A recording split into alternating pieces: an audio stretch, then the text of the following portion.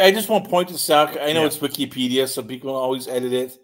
It's under Jack Perry's bio goes parents, Luke Perry, relatives, Perry, Punk's dog, grandfather. I gotta ask, is that you, Phil? Did you put this there? I know you loved like pushing buttons and poking little bears. No, I didn't do that. Hold on. Let me pull this shit up.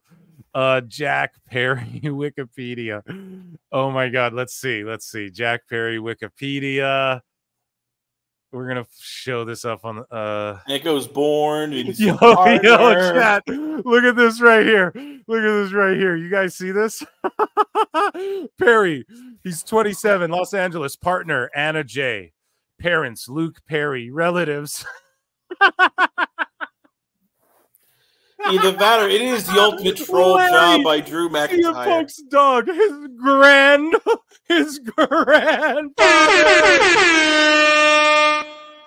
Yo, who did that? Oh my God, you guys, we need flutes in Meltzer's Wikipedia. Oh, I'm not saying do that, but like if that happened, I would laugh so hard. But like, I'm not saying to do that, but like, if that did ever, I don't know how to do that, but like, damn, that's hilarious. That Larry is his grandfather, man. Oh my God. That is so funny, Chris. That's such a slam dunk. Thank you for bringing that to the show. But anyways, Dave Meltzer says that Bryan Danielson genuinely does not feel the need to win the AEW World Championship.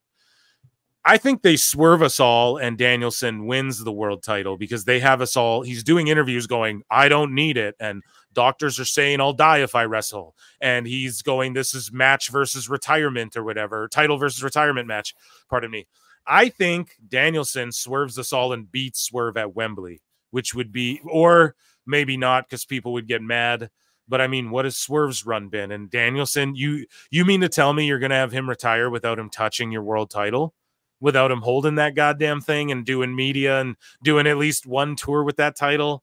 No. There's no way Tony Khan doesn't let him. I wouldn't. If you own a pro wrestling company and Danielson comes in after WrestleMania, post WrestleMania Danielson, and he doesn't touch your world title, you're in trouble, buddy. So he's going to win the belt at Wembley. That's what I think. This is them trying to make us all go, oh my God, what a way to cap off a career. He wins the title and I guess he's not done, type shit, da-da-da-da-da. And then maybe Ospreay does that move to him one last time and whatever. That's my fantasy mark booking, but I think that's the swerve that's coming. And Meltzer, of course, would propagate the shit. So he says, I did hear from Bryan Danielson. So the deal with him doing the interviews of how he's not interested in winning the championship, that wasn't a swerve to make people think he wasn't going to win. I think it is, dude. In AEW, one of the reasons. And if Dave is stooging all of this, why, if you want the company to succeed and you want AEW to do better, and these are your friends, and you truly want them to do good, why would you be stooging this then? Why wouldn't you want there to be an era of Mystique? Like Dave's going, nope, don't be invested in this story and get swerved and think he's going to win. Don't be intrigued and compelled by this and be hyped and maybe Daniel Bryanson will Bryan Danielson, I gotta stop doing it. Bryan Danielson will pull it off. You guys know what I'm saying? Like, why would you stooge this then? So either he is on the swerve, or this motherfucker's literally that dumb. It's one of the two. Yeah. That's my thing with Dave. He keeps me guessing because there's no other way around it. It's either one of those two things, chat. Either he's dumb as fuck and he's stooging it to the masses and ruining the intrigue of the show to the people who watch this fucking show. Or he's in on the swerve. And either way, it's gross and piggish. What a fool. So that was okay. In AEW, one of the reasons he's lost so much is he just wants to put people over. Yeah, same in WWE, but you all criticize that. Danielson really put all these guys over? Yeah, because he's in his lay down era, dude. We talked about it. He's just laying down for everyone. Anyways, one of the reasons he came to AEW was to help AEW because he thought the better thing for business as a whole was a strong AEW. Okay, but that doesn't mean just beating yourself to mash. That's not the main reason, but it was a reason. The real life Bryan Danielson is he motivated? Does he need to win?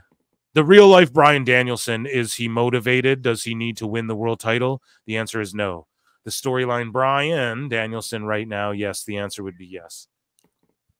Dave, you're just hurting AEW with all of this bullshit, man. It really stresses me out. And then Meltzer said what to that you ain't hype super chat to lean into that a bit too.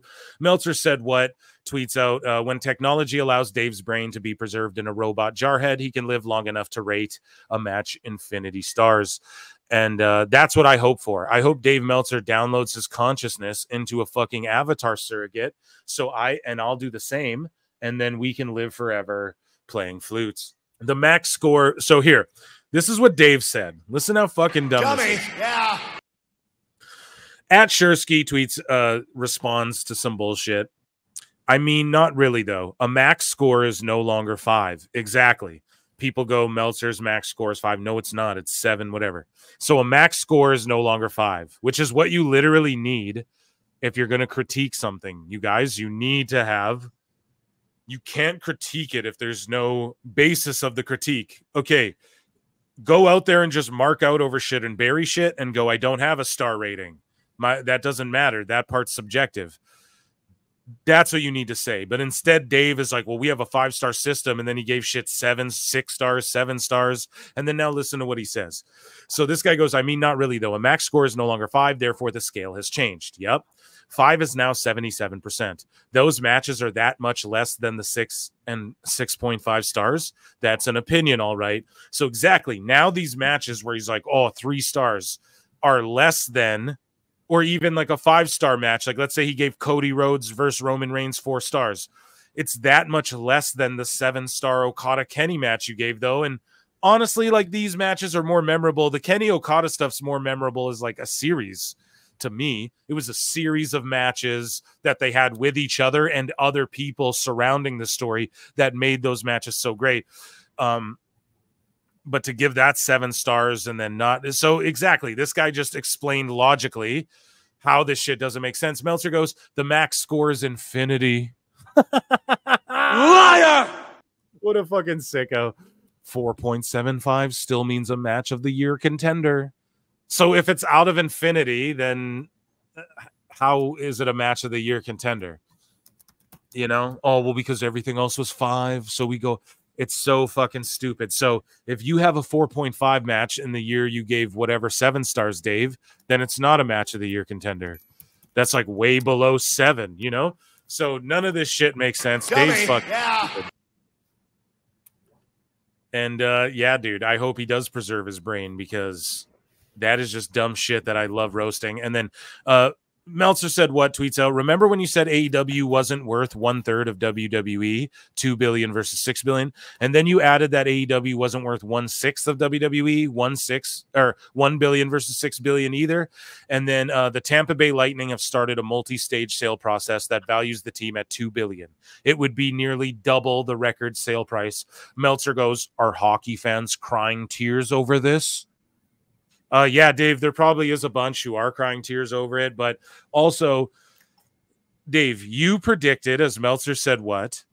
That you said out loud that AEW wasn't worth 1/3 of WWE. And then on another occasion, and then later you added it wasn't worth 1/6 of WWE. So that's why people get outraged when Forbes comes out and says 2 billion. And then now they're writing articles about, oh, it's worrying times for AEW because of the ratings. It's because you said they're going to get a fucking $1 billion TV deal as well. This is $2 billion for the Tampa Bay Lightning for a sale, dude, for everything. So it's just, again, comparing completely different things. Here's Meltzer said what with receipts right here. Let's slap Meltzer around a bit. A lot of bad stuff. I mean, one thing, you know, I was actually just thinking about this the other day, was like, you know, the football team owner started a wrestling company and the wrestling owner started a football league. And everybody told me that the wrestling owner was that the football team owner doesn't know what he's doing. And the wrestling owner is the great businessman. And one lasted like 5 weeks and the other one's grown his company for 5 years to where it's worth whatever it's worth. You know, I mean, somebody will say $1 billion. Grown it Tony hasn't grown. It hasn't grown. It's done the opposite of grow. It's shrunk. All that's grown is the money he spends on fucking talent. Or some people say $2 billion. I mean, if WWE is worth what it is, they ain't worth $2 billion because they're not 1/3 or 1/6. The WWE half is a little over $6 billion, and they're not 1/6. So I would not say that they're worth $1 billion, but you know, maybe other people would. I mean, like I said, I've seen it valued at $2 billion even. So who knows? Do you guys see what's happening here though with Dave tweeting out schmarmy shits? Are hockey fans crying tears over this? He's getting fed up. He's getting frustrated. And that's why now more than ever, we need the Dave Meltzer appearance on Pro Wrestle Times podcast. That's right, folks. We need to see flutes under every Wrestling Observer comment, any live show, any chat, any tweet they fucking put out. We need the flutes. Flute Army needs to show up, and we need to get Meltzer to identify and address and acknowledge PWT and come on the show. Acknowledge me. And Chris Connor will get a verbal match. We won't get a physical confrontation. No, don't do that. I want a slap fest. I want you to put on the big fluffy gloves and walk up Dave Meltzer and go, dude, they'd give me a prison sentence for assaulting a senior citizen. I'm like, I said, more than half his age. I think I'm like half his age. It will be a charity match. That's how we get charity. AEW Neckbeard as the referee. If Kevin Apollo's for ACW, championship wrestling, promotion. Let's get blocked. I'm telling you right now, it can work. Charity. Dave Meltzer, fluffy gloves, and you can just let that rage out. No, Rampage, baby, Rampage. Phil Marks start rampaging, going. This is for all pro. No, it wouldn't be rage, dude. It would be like me playing around, having fun, dude. It would be like me playing with him. Like, that guy who fought CM Punk? It'd be like that. I'd look up Michael Venom Page highlights from before the UFC, and I'd be doing that shit. I'd be like dancing. I'd like throw a Pokeball at him. Anyways, Dave Meltzer on AEW. So this is the last one we got, guys, for Dave. Dave Meltzer on AEW being a struggling company right now, but being on the verge of success based on the potential upcoming broadcast deal. This is what I mean. They're struggling very much, but they're on the verge of success with this deal. How does that even make sense? What does that mean? So this one deal is going to make you successful? How? I just don't understand. It drives me insane, dude. But yeah, it's just such cope. They're on the verge of being successful. So the TV deal will pay them back for what, 1 year? And then that means, so you agree that being in the green means success. So even I give AEW the benefit of the doubt and go, you don't have to be in the green as a company to be successful. Doesn't mean that, but when everything's trending down, Dave agrees though that this, like, what's the success based on? No one's telling us. The demo, making money, in the green, all this shit. It's silly. But yeah, it's just him liking moves. Someone said in chat, move corn. But anyways, Meltzer says, I hope it's that the deal's done for is Tony Khan's sake. It's so weird because they are on Bryan on the verge of what he's saying is accurate, and that's a big if. So if what Tony's saying accurate, it's a big if. So what does a big if mean, chat? Chris? That it's a big probably not going to happen. But anyways, he goes, a completely successful company. At the same time, by traditional metrics, they are very much a struggling company. So then what are we talking about? They're really struggling to sell tickets right now. And obviously the TV ratings are what they are. So even Dave admitting, you guys, so there's no longer a need to, when you encounter these sickos, right? Like I see someone in the chat going, I like both companies. Me too, bro. I watch it all. I'm a mark. I don't like AEW recently. I don't. It's been shit. Let's be honest, man. This is all shit and wacky and goofy. And Tony's just running it into the ground. And he was the only guy. Like, dude, I'd watch shoot interviews of Cornette with Sean Oliver. And he'd be going, never again in my lifetime will there ever be another promotion that had a chance like TNA.